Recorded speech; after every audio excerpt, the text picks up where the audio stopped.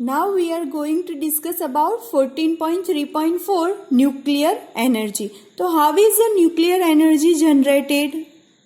For getting nuclear energy, nucleus of heavy atoms such as uranium, plutonium, thorium is bombarded with the low energy neutrons. जो heavy atom के nucleus होते हैं जैसे कि uranium, plutonium, thorium को जो low energy neutrons होते हैं उसके साथ बम्बार्ड किया जाता है, दोनों को टकराया जाता है. इससे क्या होगा? They can split apart into lighter nuclear. ये heavy atom as well as low energy, ये दोनों को जब बम्बार्ड किया जाता है इससे लाइटर न्यूक्लियर फॉर्म होता है. तो इससे ये सारी प्रोसेस को हम लोग न्यूक्लियर फिजन बोलते हैं, न्यूक्लियर फिजन. और इससे बहुत ही लार्ज अमाउंट में एनर्जी प्रोड्यूस किया जाता है. ये वर्ड्स याद रखना बहुत जरूरी है. कई बार न्यूक्लियर फिजन का डेफिनेशन पूछा जाता है. तो heavy atom of nucleus bombard with the low energy of neutrons, इससे न्यूक्लियर जो है वो प्रोड्यूस होगा. एंड अगर हमें ट्रिलियंस अमाउंट में एनर्जी प्रोड्यूस करना है यही प्रोसेस से, तो इसका एक मतलब कि ये है कि अगर ये जो न्यूक्लियस है उसका वेट, ये जो प्रोडक्ट्स फॉर्म हो रहा है, दो प्रोडक्ट्स जो फॉर्म हो रहे हैं उससे थोड़ा ज्यादा है हो, तो इससे हम लोग बहुत सारी एनर्जी प्रोड्यूस कर सकेंगे. अगर इसका वेट ये जो दो प्रोडक्ट से थोड़ा ज्यादा है तब. और ये न्यूक्लियर फिजन से कितनी एनर्जी प्रोड्यूस होती है उसको एक एग्जांपल से समझाया गया है कि अगर हम यूरेनियम का फिजन करवाते, यूरेनियम का यूज करके ये प्रोसेस करते हैं तो कितनी एनर्जी प्रोड्यूस होगी उसका एक कंपैरिजन दिया गया है कि अगर आप कॉल लेते हो और कॉल में से एक atom of carbon, 1 atom of carbon लेते हो, उसमें से कॉल में से atom of 1 only carbon, carbon का एक ही एटम लेते हो और उसका कंबस्टन करवाते हो, तो जितनी एनर्जी प्रोड्यूस होगी उससे भी 10 million times more energy uranium का फिजन करवाने से हम लोग को मिलेगी. अगर हम यूरेनियम का फिजन करवाएंगे और उससे जो एनर्जी मिलेगी वो 10 मिलियन टाइम्स मोर होगी. अगर हम कॉल का अगर एक कार्बन एटम लेते हैं और उसका कंबस्टन करवाते हैं तो.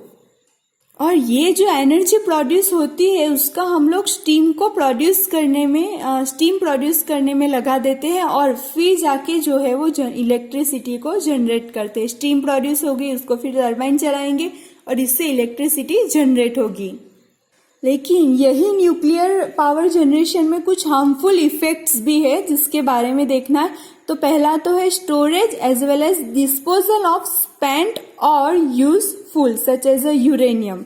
अगर हम लोग ये न्यूक्लियर पावर प्लांट लगा भी दे तो भी उसके कुछ मेजर हैजार्ड रहेंगे, जैसे कि उसका स्टोर करना as well as disposal of spent useful, जैसे कि uranium is still decaying into harmful sub atomic particle. अगर हम यूरेनियम का न्यूक्लियर फिजन करवाते हैं तो भी उसमें से जो सब एटॉमिक पार्टिकल मतलब कि रेडिएशन निकलते रहते हैं, वो धीरे धीरे कुछ अलग अलग पार्टिकल्स में रेडिएट होना स्टार्ट कर देता है, डिवाइड होता रहता है. अगर उसका हम अच्छे से डिस्पोजल ना करें तो इसका रेडिएशन अगर हमको लग जाता है तो वो हमें हार्मफुल इफेक्ट प्रोड्यूस कर सकता है.